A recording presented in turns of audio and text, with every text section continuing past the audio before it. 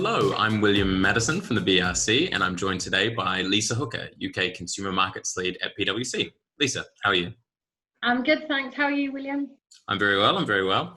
So today we're going to be talking a little bit about Christmas predictions ahead of the festive season. So kicking things off, Lisa, what are you expecting to see this year? Well, it's no understatement to say that it's been a really tough year for retail.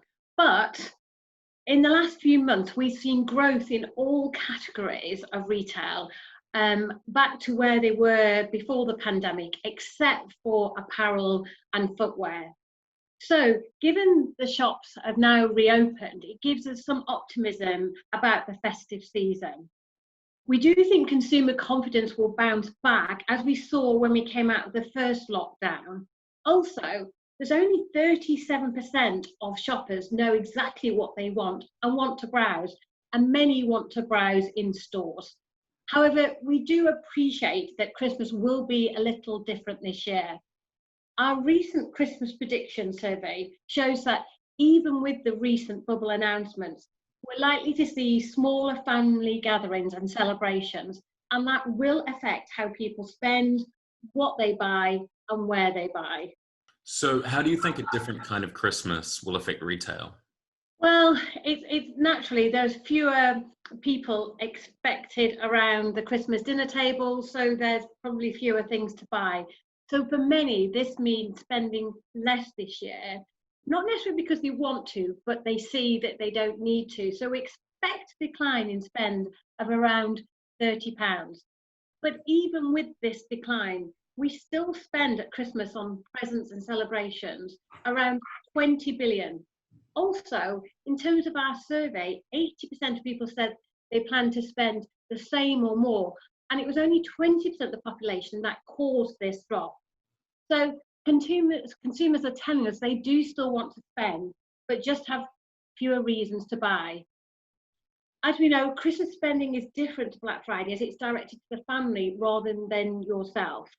But there are still many segments of shoppers that do want to spend and spend more. So the 25 to 34-year-olds still expect to spend more. And the biggest spending is by the 45 to 54-year-olds. So they're the areas that retailers should target. So what are you expecting to see in terms of the kinds of things that people are buying? Well, a different Christmas does mean different priorities. Smaller gatherings mean people are going to spend less on food and drink and homewares and their Christmas dinner.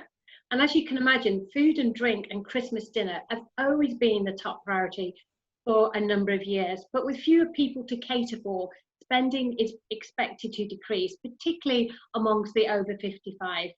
However, those with children or pets are looking to treat them this year, prioritising pet gifts, children's clothing, toys, and stocking fillers.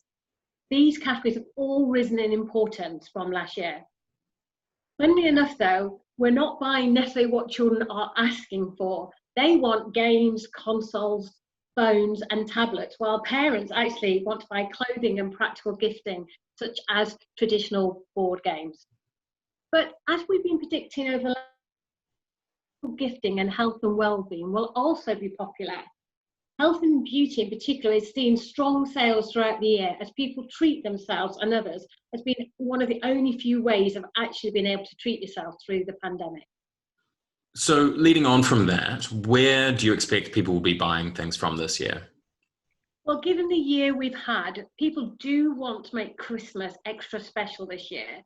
So shoppers are not taking any chances. For almost a quarter of consumers, this means shopping earlier than normal. Something we saw in our Black Friday survey. Most are doing it to ensure that they get the product when they want and there's no stock outs in the categories where they want to buy. And on the theme of reducing risk, 86% of people intend to buy only from those retailers that they know and trust. Although most of us look to buy from online-only retailers, in fact, the answers return more than double expect to buy from online retailers rather than traditional multi-channel or high street retailers.